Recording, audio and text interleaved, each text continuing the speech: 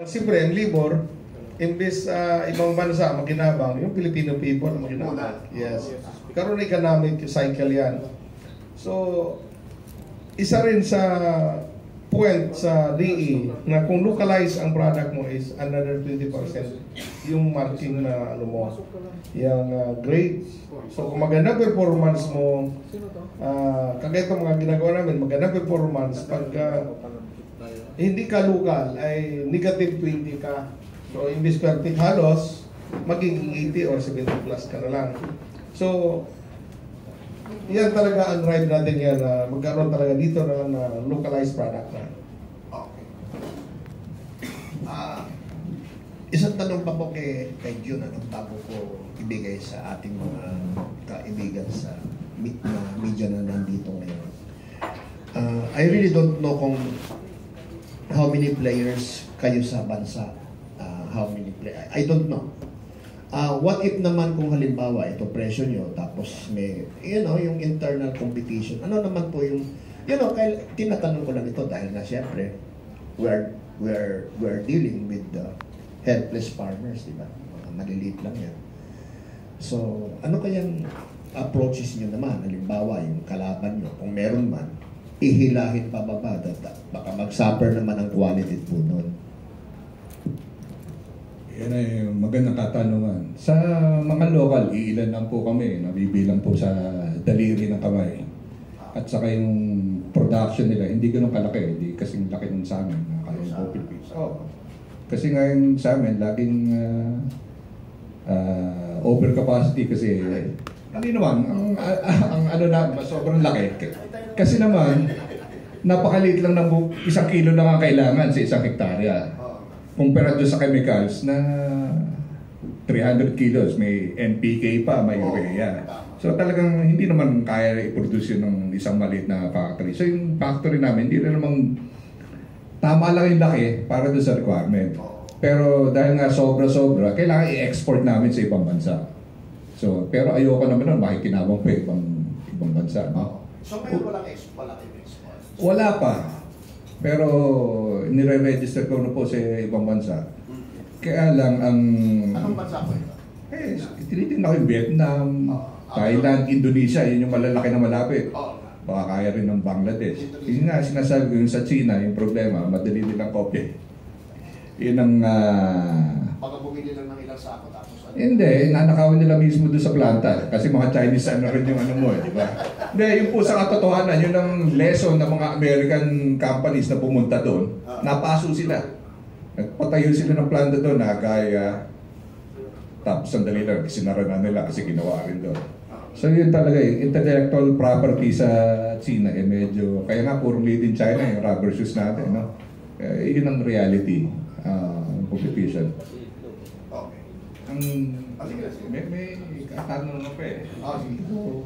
Parang hindi ko yata nasagot eh. Ano nga ba yung ginagawa? Yung competition, ibagsak nila yung presyo ng kalaban yun. Ang kalaban po namin mahigit 50. Kayo? Na-imported. Yung local nga, daliri lang. Yung imported marami. Iba-iba rin yung presyo. Iba-iba rin yung hirap kung paano gamitin. Pero lumalaban rin yan. Kayang-kaya. Actually, ang Philippine product natin isa sa pinakamura. Oo. May savings pa sa kami dagdag namin. Lumalaban tayo kasi nga sa kanila imported pa maraming dagdag na charges yun. Hindi pa lalabas minsan sa customs. Ang problema niyan, seasonal, di ba? Ang imported kailangan nandiyan yan sa before wet and dry season. So kailangan nandiyan yan sa May, June, July yung ating wet. November, December, January yung ating dry. So kailangan 2 months before nandyan yan. Timing. So kung wala sila sa timing, hindi nila malalagay sa stores yan. Sa mga general, hindi mabibili na ating farmer, hindi available. Yung pag-local, kami, alam na namin kung kailangan magpuproduce. Ilalagay na namin sa mga distribution area yan. So ready. Lagi di sinasabi ko nga sa inyo, sa amin, baka 5 buwan lang kami magtatrabaho. Tapos na yung requirement dito sa buong Pilipinas. So, may ilang buwan. So yung sa presyo, alam na namin yan, kayang kitang-kita. Kaya nga lang po, wala sa presyo. wala sa presyo yan. Maganda na rin yung performance based sa mga trials na matagal na, nananalo sa derby. Kaya lang, yung farmers po, hindi nila alam. Ngayon pa lang po in-introduce yung biofertilizer ng gobyerno as a subsidy sa ating mga magsasaka. So kahit na tingnan nyo, anong bibili pa rin nila, yung uunahin nila yung inorganic. Kung ano yung sa kanila sigurado at subok na. Kaya lang, yung sigurado at subok na, in the end, in the long run, hindi na lalaki ang ating ani dahil patay na yung lupa. So yun pala, education, extension work. Hanggang matuto sila. Isang-isa na lang bago ko makalimutan. This is bacteria, right? Now, sinabi nyo, si Kajimi or si Jun pwedeng sumagot. Sinabi nyo either or both na may mga ilan pang bacteria na readily available yung UP research, di ba? So, ang isang bacteria pa lang itong minamanufacture dito. What if halimbawa mag-manufacture ulit ng another bacteria, would it be cheaper than dito sa existing? Halimbawa, i-implementa yung isa pang bacteria na tuklas ng UP Los Baños. Alam niyo po, basta gawa dito, may advantage. No? Kaya nga lang yung technology na i-mass produce, yun ang tatanungin natin sa UPLB kung meron na. Iba, baka iba. Hindi yun yung katulad sa... Hindi yung bioreactor. Kasi ngayon, ang alam ko dun sa iba nilang paggawa, parang laboratory o mano-mano, magtatanim ka, i-harvest mo, kukunin mo yung ugat. So yung proseso ng science, matagal, kaya bang i-replicate o i-mass produce? Kasi yung kahit naman sa ibang bansa, yung technology ng biofertilizer, paggawa na itong mga organismo na ito, mahirap kung wala yung makina na angkop para sa pagpaparami. Kasi nga, yung iba, backyard operation. So, meanwhile, dito na lang muna sa isa. Ito, magandang yung sa organismo na to, na-research niya kung paano i-mass produce. So, kung walang mass production, kung ang production lang natin small scale, bali wala. Hindi magagamit ng ating mga farmers ito. So, hindi worth it. Kasi nga, bago po namin ilabas to, naghanap rin kami ng biofertilizer sa ibang bansa. So, limited rin yung production. Meron kasing mga timat sa ibang bansa, pero yung production process nila, hindi rin po ganun advanced. Sige, maraming salamat po sa inyong kay Kajimi at kay Jun. Hindi pa tapos dahil sino pong unang magtatanong? Please po. Good afternoon po, Vanessa po, from EuroTV News. Sir, sa tingin niyo po ba tama yung nababanggit ni yung Ferdinand Marcos Jr. dun sa SONA niya na kailangan daw po nating mag-angkat ng bigas sa ibang bansa dahil kulang daw po yung supply na napoproduce po ng ating mga magsasaka. Pangalawa pong tanong, sa tingin niyo po ba, sir, malaking pag-asa sa sektor ng agrikultura yung paggamit ng mga magsasaka ng bio at organic fertilizer? Gandang tatanong. Ayan, bakit pa tayo nag-aangkat ng bigas? Bakit tayo nag-aangkat? Ang madaling sagot dyan. Kulang kasi yung average of production natin is 4 metric tons per hectare. Na sa ibang bansa, Vietnam, China, narinig ko at least 7. Kung aabot tayo ng mga ganun, baka hindi na kailangan mag-angkat. So anong problema? Kulang ang paglagay natin ng abono, kulang ang ating tubig, kulang ang ating post-harvest facilities. Yung, alam mo po, lahat ng kulang na yan, alam na natin, matagal na yung problema na yan. Since bata pa ako, yan na, nakakaawa na po tayo. So sasabihin natin yung mga scientists ng Vietnam, Thailand, nag-aaral sa UPLB.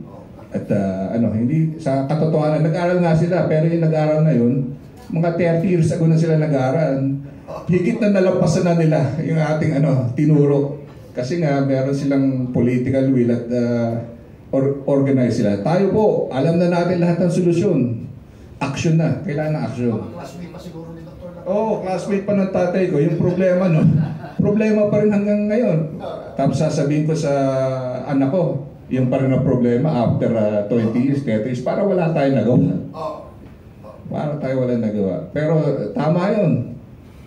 Kailangan talaga mag-angkat kasi kulang. Huwag na natin gawin excuse yung mga nasa ano tayo, lagi tayong binabagyo. Talagang kulang pa rin yung technology na ginagamit natin. Alam na natin ang solusyon, action na lang. Lang naman talaga action. Action. Ang tulong ng gobyerno hindi rin sapat. Yung subsidy ng biofertilizer at saka fertilizer and organic, kalahati lang po sa isang planting season. 2 planting season. At huli pa dating. So, talaga, sariling kaya ng ating magsasaka kung gustong malaki ani. Magdadagdag pa rin sila talagang sariling gastos para mas malaki yield. Kaya lang po, talaga pong mahirap ang ating magsasaka, kulang sa education at kulang sa pondo. Hanggang doon na lang. Hanggang 4 metric tons na lang tayo. Tamaan pa ng bagyo, kailangan tayo mag-import. Tapos naririnig ko na sila mismo na bebenta sa private NFA. So, yun ang katotohanan. Jimmy, yes, yung views niyo po regarding why. Ano yung pangalawang tanong niyo? Sa tingin niyo, sir, malaking pag-asa po yung paggamit ng bio at saka organic fertilizer para tumaas po yung produksyon ng ating mga magsasaka? Yes. Di nyo alam, no? Yung biotech building sa UP Los Baños, ginawa yan mga 1970s. Anong purpose doon? Yes, i-research nyo. Para magkaroon tayo ng ibang produkto na hindi nagdidepend puro sa synthetic. Kailangan napabayaan, hindi na-sustain kung sino namumuno. Then, during sa term ni Presidente Ramos, nagkaroon ng Balanced Fertilization Program. On record po yun. Kailan nang mawala na siya, maganda sa resulta, nang mawala na siya, hindi na patuloy sa sinong pumalit. Ito ngayon, nabuhay ulit na umupo si Presidente Marcos Jr. dahil siya na mismo nagpupos na magkaroon tayo ng Balanced Fertilization Program with the help sa itong mga technology ngayon. Isa dyan yung mga local, kailang mahirap pa mag-produce. So in principle, naniniwala? Yes, malaking tiwala niya magkaroon ng balanced fertilization at kaya ito na ngayon. Inintroduce niya biofertilizer. Sana nga magkaroon ng political will yung DA mismo, ang central office down to regional field office. I-implement nila yan. Hindi yung natatakot sila sa malalaking synthetic products. Pagkaroon sila, mandate na ng presidente. At saka nakita naman magandang resulta. Bakit magpapatali ka sa liig mo? Ilan lang kinabang. Samantalang ilang milyon na Pilipino gusto kumain na tamang pagkain. Safety na pagkain. Pero bakit natatakot ka? Ilan lang yan. Kami nga, bago kayo po rito, mga 3 weeks ako, pinatay agad ng lisensya ko. Walang dahilan, pinatay agad, tinanggalan kami ng CPR, Certificate of Product Registration. Bakit? Treat kami nila, pero pagkano lang naman ang market namin, hinihingi sa kanila. Maliit lang. Kaya dapat parating nyo yan na hindi yung gano'n hindi sarili Ang daming Pilipino naghihirap. Ako, laging bukal ko yan. Wala pa yung puro nito. Lahat ng interview sa akin at pinapakita ko dyan sa mismo sa main office ng Kadiwa, nagbibinta tayo ng 25 pesos per kilo na good quality rice. Bakit? Kaya natin i-produce yan. Provided makinig ka, sundin ang protocol at yung management. Pero hindi ko magawa yan. Nag-iisa lang man ako. Pinapakita ko lang na kaya pala. Pero ang problema nga, few weeks ago, buti na na-revive agad yung lisensya natin. Gaano kahirap yan, gaano kasakit yan sa kagustuhan mo tumulong sa kapwa Pilipino. Na hindi mo na makita na lahat ng mga bata nakakain na sana ng tamang pagkain, tamang luto na pagkain na sa hapag nilang kainan. Wala, kaya dapat magsama-sama tayo Magsama-sama tayo. Hindi yung bulsa lang pinupuno mo, then ang iba naghihirap. Yan lang po. Okay. Pwede mo magtanong? Boss, of course. Oo. Kasi bata pa ako naririnig na yan Yung problemang yan. Ang Department of Agriculture hindi naman sumusuporta. Sabi nyo, makakagawa kayo ng production. Eh, wala naman kayong pera eh.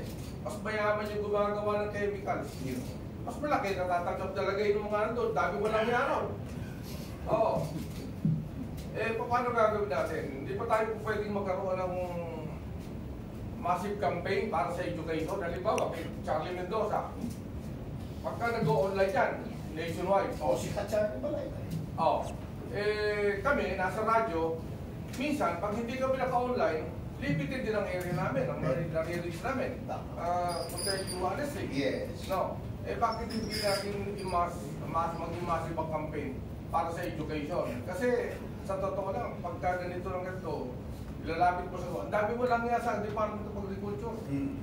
Minsan nga sa PCA, bumili ng asin para sa niyog.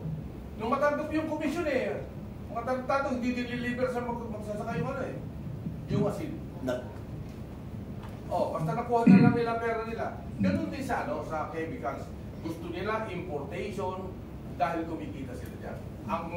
Sa import permit pa lang, nagkakayari yan. Talagang, sige po, para yung tanungan. Hindi nagpakilala yung partner ko, wala magpapakilala. By Hilario of Net 25 Bye-bye. and DCTC. Radyo Aguila. Jessica Toto. Partner natin si Toto. Alam niyo pala si Sir John at saka si Sir Jimmy. Ina-assess ko po yung mga binabanggit niyo for how many minutes na.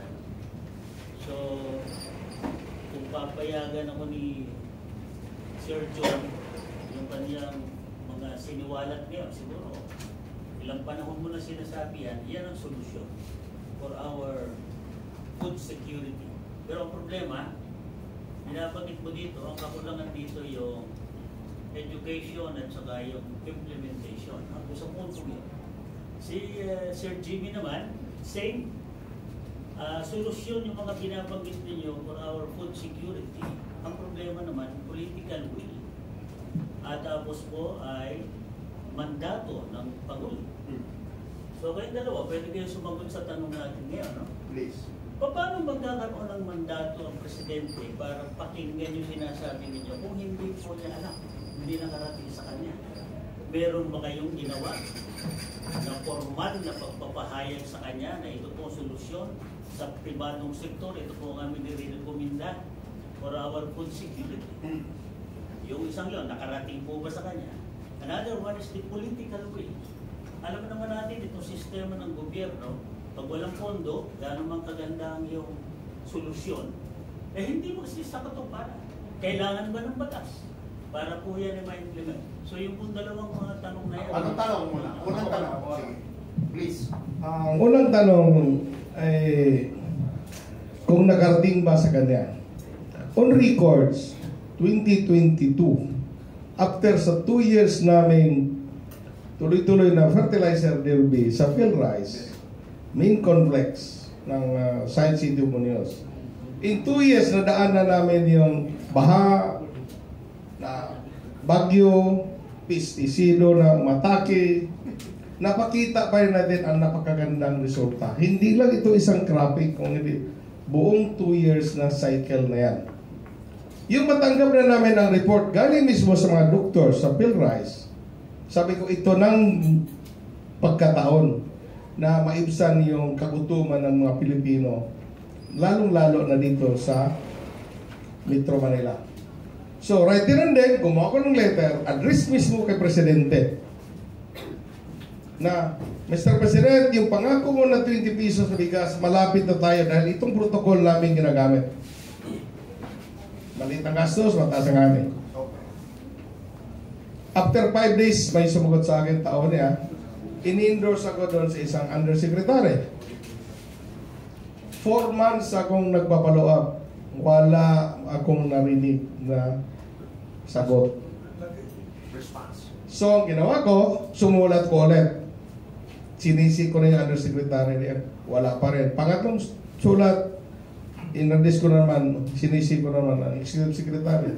Wala nangyari. Kaya sa desperado ko, sabi ko, nakiusap ako, magtinda tayo ng bigas dyan sa ilalim ng ng DA mismo. Kasi pagbaba kung sino ng official din, makikita totoo ba na 25 pesos na bigas.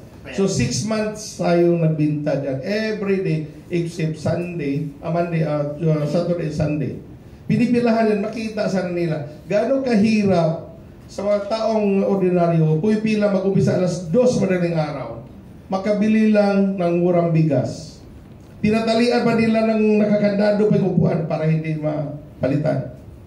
Kung ikaw din na yung tao at marunong ka mag-fail sa isang tao na gutom, maiiyak ka. Kaya imbes tag 5 kilo lang may bigay sa mga tao kung baka ko na doon, umabot ka ng 10 kilos bawat tao. Nagbibigyan. Sir Jimmy, bago ay musot, no? So, banter ko lang, nakarating. Ang problema doon po sa paano kung yan ay ma-implement. Nakarating. In fact, pag may mga okasyon, nandoon kami mga biofertilizer, bit-bit ng presidente, produkto namin. Ito pala nakatulong. Pagtalikod niya, iba namang ginagawa. Mabuti lang itong umupo ng tumbuting Secretary Kiko. Tiningnan niya yung lahat. Sino ba dito? Bakit itong problema na ito? Yun, nagkaroon kami ng buhay ngayon. Pero kung hindi nangyari yun, malamang. Kasi yung gamitin si Charlie, online, massive campaign. Siguro po, sa inyo lahat, hindi lang si Charlie, sa atin dali dito ngayon. Magtulong-tulong po tayo. Sir Jimmy, gamitan natin ng medyo maanghang na salita para ako manghang ako lagi magsalita kaya. Sir Jimmy, parang magbigay lang kami ng update, no? Ang lalaki ng network na pinanggalingan ko, pero today, para may pronounce lang sa inyo, nasa puwersa balita tayo, no? Puwersa balita, ito sabihin, minimum of 1 million ang makaka-view sa inyo. Yan po ang sure po, no? On the record po yan, ha? Yes po. Hindi po yung kwento, pwede namin sana, ano. Now, yung sinasabi ng partner natin si Bay Hilario, yun ang po yun. Tulong-tulong tayo dyan. Yes, kasi yung mga record, sir, nabigyan nyo kami ng kopya noon. yes po. Para masabi natin, No record, naka-receive na ako ng reply. Pero after run, wala na. Kaya mabuti nga umupo si Secretary Kiko. Nakikita po niya yan eh. Kaya kahit pa paano, may mga budget na kami konti-konti. Alam nyo kung ba't sinasabi ko yung sinusuporta ko yung education? Alam nyo, marami na ako napuntahan kahit sa Bondok Peninsula, sa Quezon. Ang mga magsasaka, nag-i-stick sila doon sa old school, ayaw nilang makinig sa mga bagong pamamaraan. Kaya kailangan talaga. Masagot natin yung ibang question kay John. So yung tatandaan niyo yung pangalawang zona, sinabi ng Pangulo na meron na po tayo sariling production ng biofertilizer. Kami po yun.